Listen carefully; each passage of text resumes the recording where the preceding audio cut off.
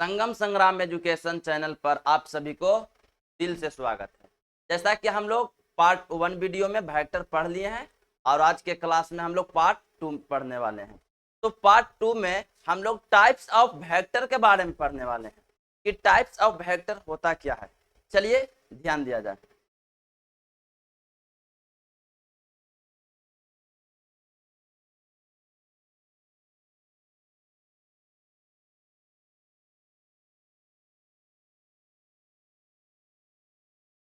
Types of vector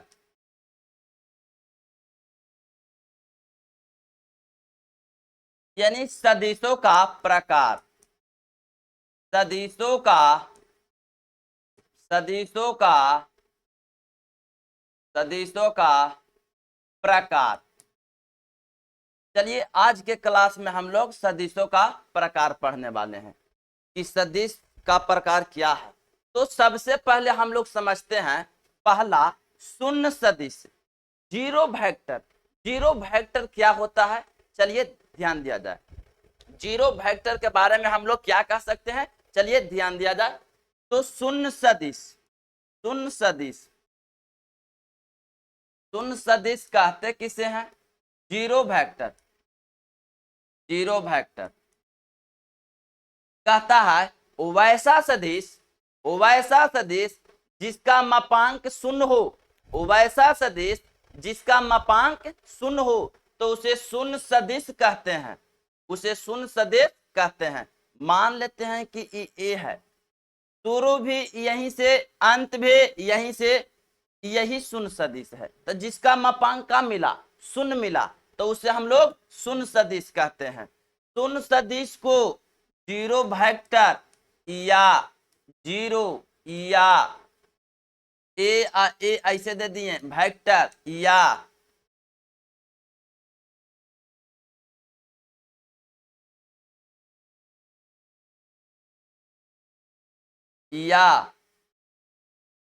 B एकरा पर vector से सूचित करते हैं। एक बार हम लोग फिर से देखेंगे, ध्यान दिया जाए कि शून्य सदिश होता क्या है। तो शून्य सदिश होता क्या है, तो वैसा सदिश जिसका मापांक शून्य हो, वैसा सदिश जिसका मापांक शून्य हो तो उसे शून्य सदिश कहते हैं। शून्य सदिश को जीरो वेक्टर या जीरो या ए वेक्टर बी और बी वेक्टर से सूचित करते हैं। आपको समझ में आ गया होगा कि शून्य सदिश क्या है। तो जिसका मापांक शून्य हो, जिसका मापांक शून्य हो तो उसे शून्य सदिश कहते हैं। शून्य सदिश को, दिए गए सदिश को शून्य सदिश साबित करना हो, दिए गए सदिश को शून्य सदिश साबित करना हो तो उसके मापांक को शून्य दिखाना होता है। यानी दिए गए सदिश को शून्य सदिश साबित करने के लिए उसके मापांक को शून्य दिखाना होता है। चलिए आगे बढ़ते हैं।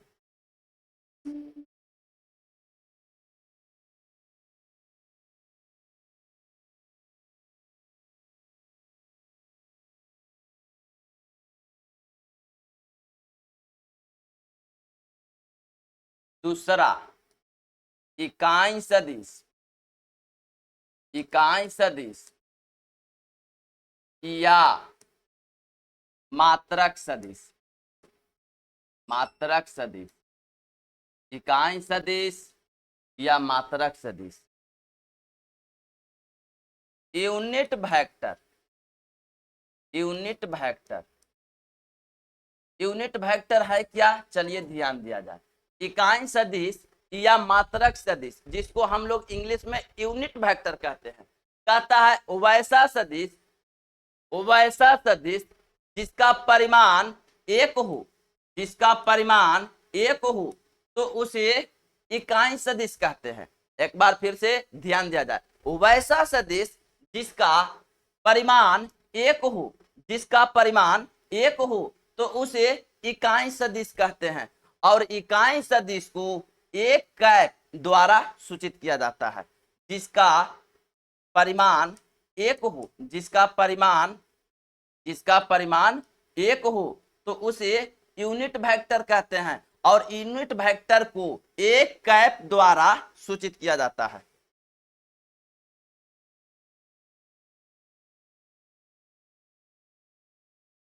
चलिए देखिए इधर,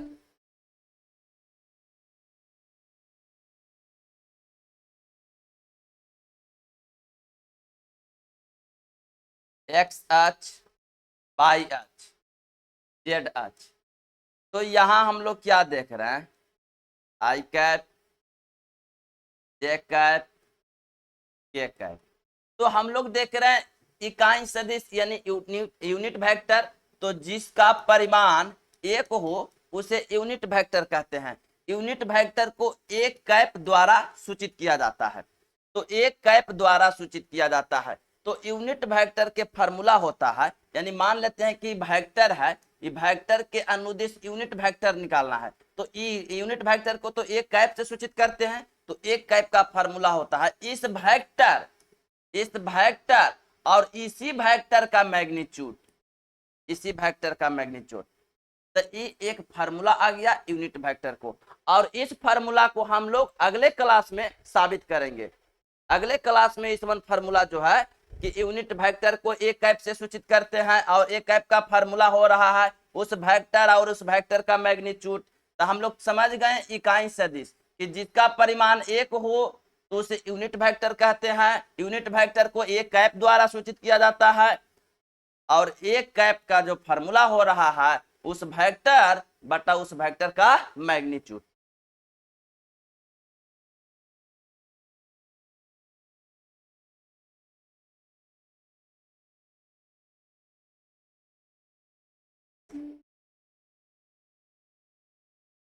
यदि वेक्टर ए बराबर आई कैप प्लस जे कैप प्लस 2 के कैप के अनुदिश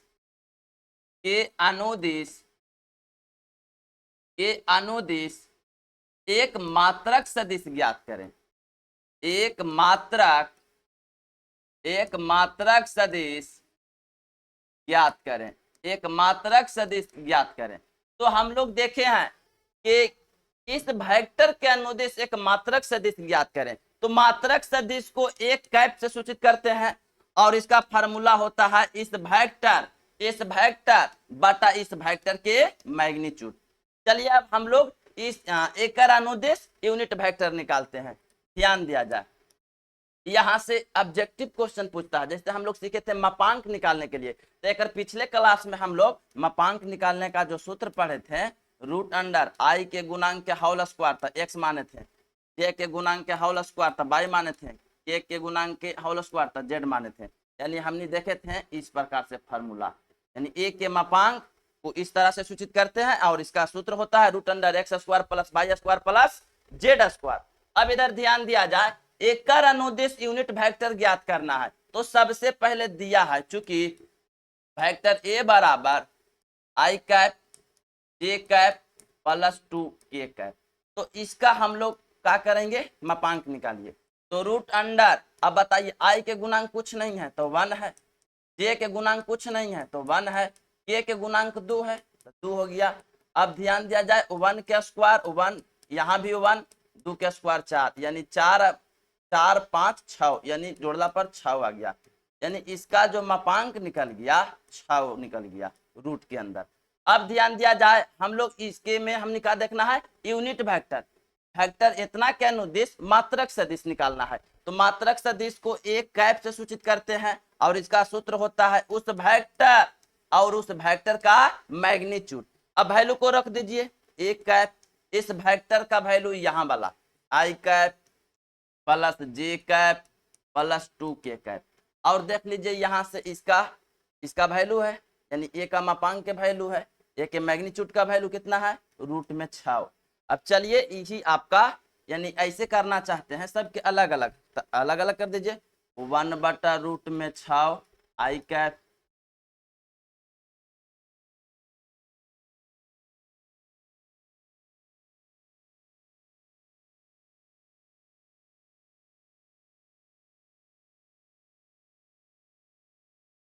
प्लस 1 बटा रूट 6 जे कैप प्लस 1 बटा रूट 6 के cap. This is A answer. तो हम लोग समझ गए कि यूनिट वेक्टर का फार्मूला यानी ए कैप बराबर फार्मूला होता है उस वेक्टर और उस वेक्टर के मैग्नीट्यूड। यही आपका यूनिट वेक्टर का सूत्र होता है कि उस वेक्टर और उस वेक्टर के मैग्नीट्यूड। यूनिट वेक्टर में परिमाण उसका 1 होता है। यूनिट वेक्टर को एक कैप से सूचित करते हैं और एक कैप का जो सूत्र होता है उस वेक्टर और उस वेक्टर का मैग्नीट्यूड। ऑब्जेक्टिव 1 नंबर के सवाल एग्जाम में रहता है।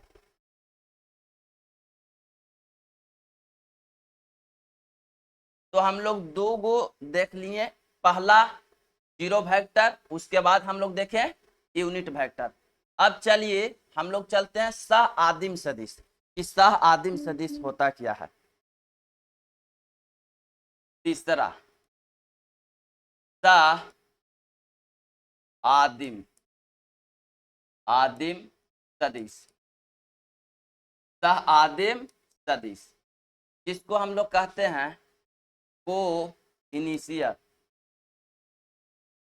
वेक्टर। तो ये कहता है को इनिशियल वेक्टर कहता है कि वैसा सदिश जिसका प्रारंभिक बिंदु एक ही हो लेकिन अंतिम बिंदु भिन्न भिन्न अलग अलग हो। वैसा सदिश जिसका प्रारंभिक बिंदु एक ही हो लेकिन अंतिम बिंदु भिन्न भिन्न हो तो उससे हम लोग सह आदिम सदिश या को इनिशियल वेक्टर कहते हैं। जैसे समझिए, मान लिया जाए कि बिंदु ओ है और बताइए ए है। मान लिया जाए कि यहाँ जो है इसको मान लेते हैं बी है और इसको मान लेते हैं कि सी है। बता दीजिए ई सी है।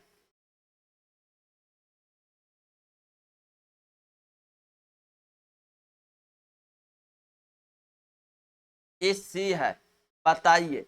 तो यहाँ हम लोग क्या देखें कि ए का प्रारंभिक बिंदु ओ से निकला है, बी का प्रारंभिक बिंदु ओ से निकला है, सी का प्रारंभिक बिंदु यहीं से निकला है। तो ए बी सी तीनों का प्रारंभिक बिंदु ई है लेकिन अंतिम बिंदु तो ई अलग है, ई अलग है, ई अलग है। देख रहे हैं कि सबका प्रारंभिक बिंदु वो है लेकिन अंतिम बिंदु भिन्न भिन्न है। तो उसी को हम लोग कहते हैं को इनिशियल वेक्टर कहते हैं, सह आदिम सदिश कहते हैं। तो यहाँ देख रहे हैं vector O A, vector O B, vector O C.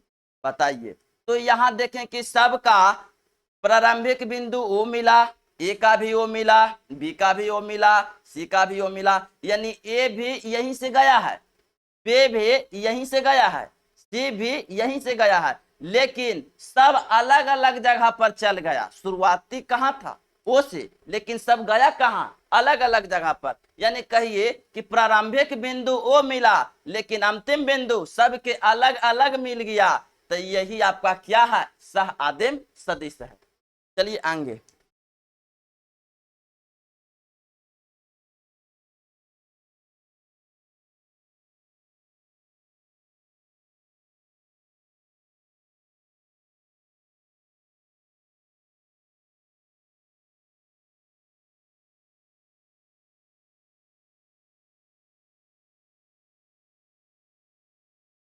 A B C D,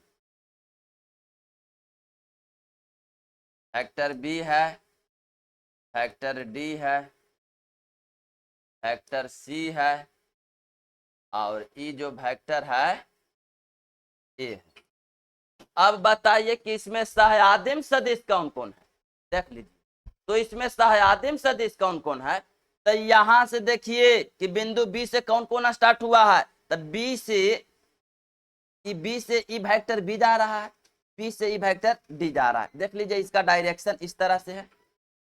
तो यहां देख लीजिए यू वेक्टर, वेक्टर बी और वेक्टर डी का प्रारंभिक बिंदु बी है लेकिन अंतिम बिंदु अलग अलग है।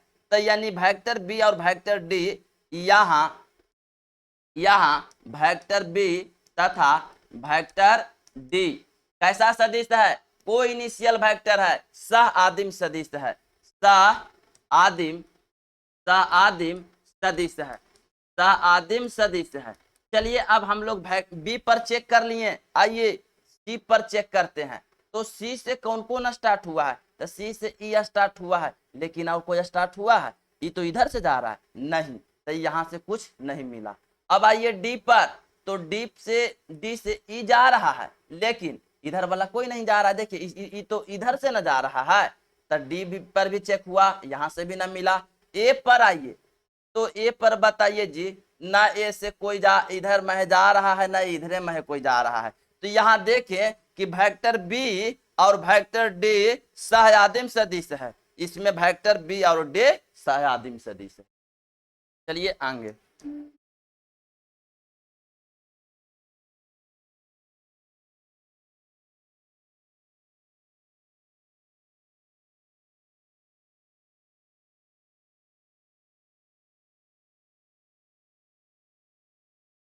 चार नंबर,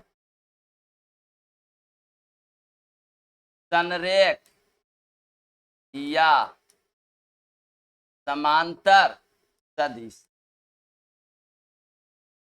इसको हम लोग बोलते हैं पैरेलल और कोलिनियर। कोलिनियर वेक्टर होता क्या है, चलिए ध्यान दीजिए।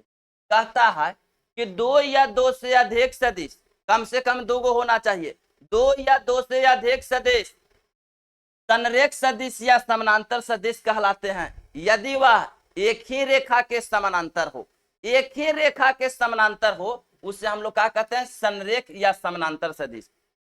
यदि वह एक ही रेखा के समानांतर हो, दो या दो से अधिक सदिश, दो या दो से अधिक सदिश क्या कहलाता है, संरेख या समानांतर सदिश कहलाता है। कब कहलाता है, जब वह एक ही रेखा के समानांतर हो, तो उसे हम लोग समानांतर सदिश कहते हैं। मान के चलिए कि ई है, कि वेक्टर ए है, आई मान के चलिए कि वेक्टर बी है, तो वेक्टर ए और वेक्टर बी एक ही रेखा के समानांतर है, देख लीजिए। तो वेक्टर ए समानांतर हो गया वेक्टर बी के। आगे बढ़िए, मान लिया जाए कि वेक्टर ए है और ये वेक्टर बी है, तो देखिए इसमें डायरेक्शन चेंज हो गया, ये जा रहा है वेक्टर ए इधर, वेक्टर बी इधर, इसमें डायरेक्शन चेंज नहीं है, समझ लीजिए। तो इसमें डायरेक्शन सेम है और वेक्टर ए है और वेक्टर बी है, तो समानांतर मिल गया। यहाँ डायरेक्शन चेंज है, ए इधर जा रहा है, बी इधर जा रहा है, तो डायरेक्शन चेंज रहे उससे कोई मतलब ना, लेकिन एक ही रेखा के समानांतर हो तो कहलाता है समानांतर सदिश या संरेख सदिश। तो एक बात मिल गया कि समानांतर सदिश या संरेख सदिश के दिशा समान या विपरीत हो सकते हैं। समानांतर सदिश के दिशा समान या, देखिए यहाँ समान है लेकिन यहाँ विपरीत है, तो समानांतर सदिश के दिशा समान या विपरीत हो सकता है। आगे देखिए,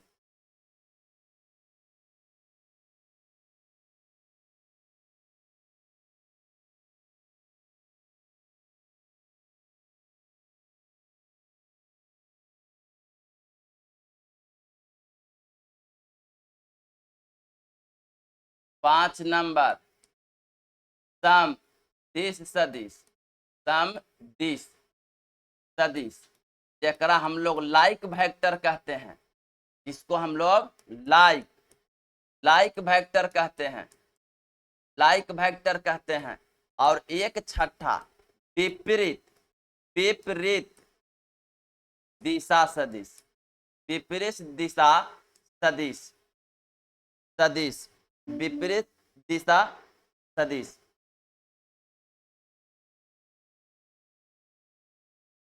सदिश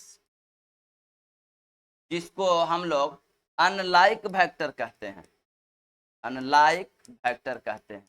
होता क्या है, होता क्या है, चलिए ध्यान दीजिए, इसको समझिए, इसको समझिए, दोनों में थोड़ा सा के फर्क है। समदिश सदिश कहता है दो समानांतर सदिश समदिश सदिश कहलाते हैं, दो समानांतर सदिश समदिश सदिश कहलाते हैं यदि उसकी दिशा समान हो, यदि उसकी दिशा समान हो। देख लीजिए, मान लेते हैं ए है और ई बी है, ये वेक्टर ए है, मान लिया जाए कि सी है और ये डी है और इसका वेक्टर बी है। देख लीजिए, तो दो समानांतर सदिश, दो समानांतर सदिश समदिश सदिश कहलाते हैं। कब समदिश सदिश कहलाते हैं, कब लाइक वेक्टर कहलाते हैं? जब उसके दिशा डायरेक्शन, उसका डायरेक्शन समान हो तो समदिश सदिश कहलाते हैं। यदि दिशा समान न हो तब विपरीत दिशा सदिश कहलाते हैं। तो यहाँ देख लीजिए, यहाँ मान लिया जाए कि वेक्टर ए है और ये वेक्टर बी है। बताइए तो यहाँ क्या कहता है कि दो समानांतर सदिश, दो समानांतर सदिश विपरीत दिशा सदिश कहलाते हैं। कब कहलाते हैं विपरीत दिशा सदिश कहलाते हैं? जब उसका दिशा विपरीत हो। देख लीजिए, इधर जा रहा है लेकिन बी वेक्टर इधर जा रहा है, समझ लीजिए। तो दिशा समान तो लाइक वेक्टर, दिशा अलग अलग यानी इधर जा रहा है, ए इधर जा रहा है तो अनलाइक वेक्टर, याद रखना है। और संरेख सदिश में दिशा समान रहे विपरीत रहे कोई मतलब नहीं है, उस समानांतर होगा लेकिन एक ही रेखा के समानांतर हो। आगे बढ़िए।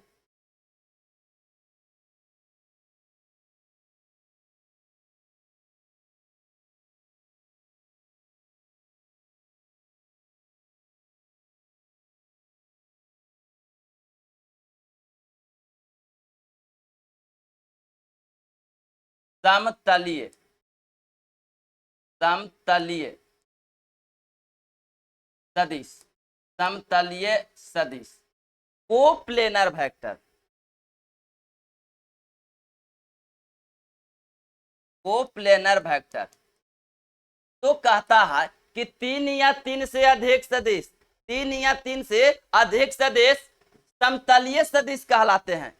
यदि एक ही तल में हो या एक ही तल के समानांतर हो। एक बार फिर से, समतलीय सदिश कोप्लेनर वेक्टर कहता है कि तीन या तीन से अधिक सदिश, कम से कम तीन सदिश या तीन से ज्यादा सदिश, तीन या तीन से अधिक सदिश समतलीय सदिश या कोप्लेनर वेक्टर कहलाता है। कब कहलाता है? यदि वह एक ही तल पर स्थित हो या एक ही तल के समानांतर हो। यहां देख लीजिए, मान लिया जाए एक्स अक्ष, वाई अक्ष, जेड अक्ष। ये आपका एक्स अक्ष है, ये आपका वाई अक्ष है और ये आपका जेड अक्ष है। ये मान लिया जाए कौन सी है? ये तो ओरिजिन है। तो इस तल के समानांतर ले लेते हैं, इस तल के समानांतर ले लेते हैं। ये वेक्टर ए है, वेक्टर बी है और ये वेक्टर सी है। तो कम से कम तीन सदिश है, इस तल पर स्थित है या इस तल के समानांतर है, समझ लीजिए। तो क्या कहता है? एक ही तल पर स्थित हो या एक ही तल के समानांतर हो तो उसे हम कहते हैं समतलीय सदिश। चलिए आगे ध्यान दीजिए।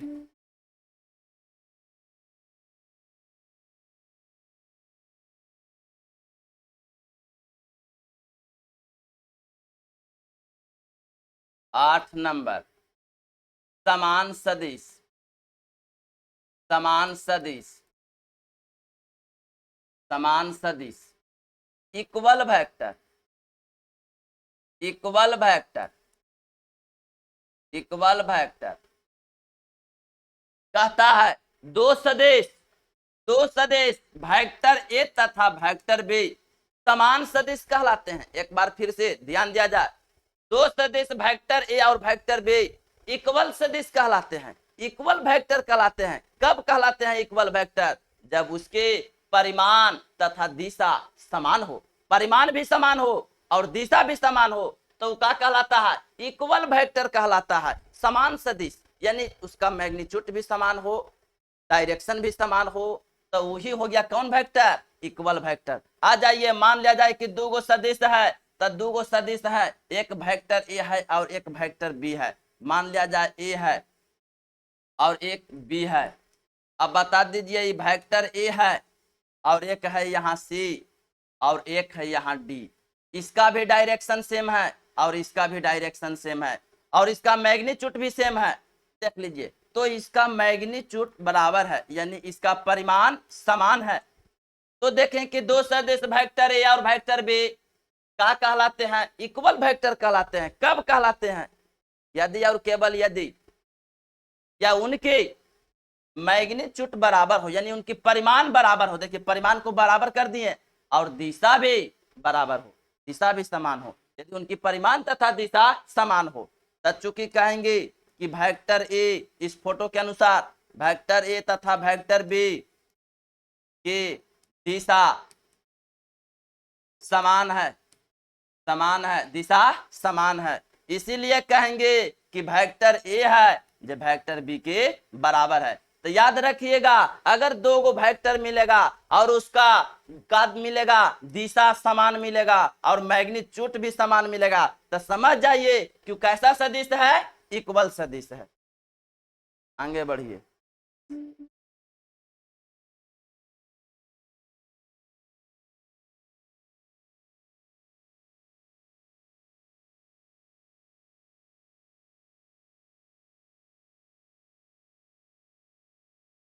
ऋणात्मक सदिश, ऋणात्मक सदिश, ऋणात्मक सदिश, negative, negative of A vector,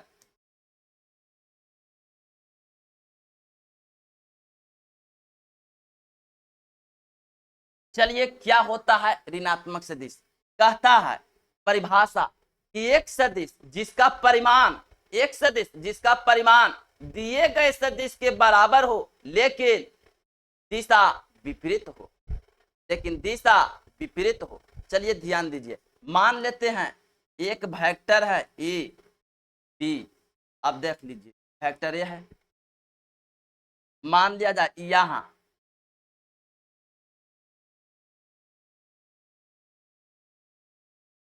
अभी यहां भी ए है, यहां भी ए है और यहां भी बी है, लेकिन इसका डायरेक्शन ऐसे है और इसका डायरेक्शन ऐसे है, समझ लीजिए यही निगेटिव ऑफ वेक्टर है। तो देख रहा है कि एक सदिश जिसका परिमाण दिए गए सदिश के बराबर हो लेकिन चिन्ह विपरीत हो, यानी डायरेक्शन देख लीजिए इधर जा रहा है, यानी इधर जा रहा है, समझ लीजिए इधर जा रहा है डायरेक्शन, ए बी ऐसे है और ई ऐसे जा रहा है, और लेकिन ये दोनों के मैग्नीट्यूड बराबर है, परिमाण समान है, लेकिन दिशा अलग अलग है, यही निगेटिव ऑफ वेक्टर कहलाता है। तो पूछेगा कोई कि वेक्टर ए बी का ऋणात्मक सदिश, इसका ऋणात्मक, ऋणात्मक, ऋणात्मक सदिश, तब वेक्टर ए बी का ऋणात्मक सदिश बस कुछ नहीं, माइनस लगा दीजिए, अब बोलिए बी ए, बी ए। अगर वेक्टर ए का ऋणात्मक सदिश पूछे तब बस माइनस ए वेक्टर लगा दीजिए। अगर पी क्यू वेक्टर है उसका ऋणात्मक सदिश आपसे पूछे तो माइनस में क्यू पी वेक्टर लगा दीजिए। अब देखिए वेक्टर एम एन है और इसको चेंज करना है, डायरेक्शन को चेंज करिए, देखिए एम है एन है, यानी मान लीजिए एम से एन जा रहा है, ऐसे जा रहा है, एम से एन जा रहा है, लेकिन आप एन एम करना चाहते हैं तो बस इसी में निगेटिव ले लीजिए, इसी में निगेटिव ले लीजिए। चलिए आज के कथा समाप्त होता है, यानी मिलेंगे पार्ट 3 में इसी चैनल पर, संगम एजुकेशन चैनल पर, ठीक है। अगले वीडियो में हम लोग मिलते हैं। यदि वीडियो पसंद आया हो तो लाइक शेयर सब्सक्राइब करना ना भूलें।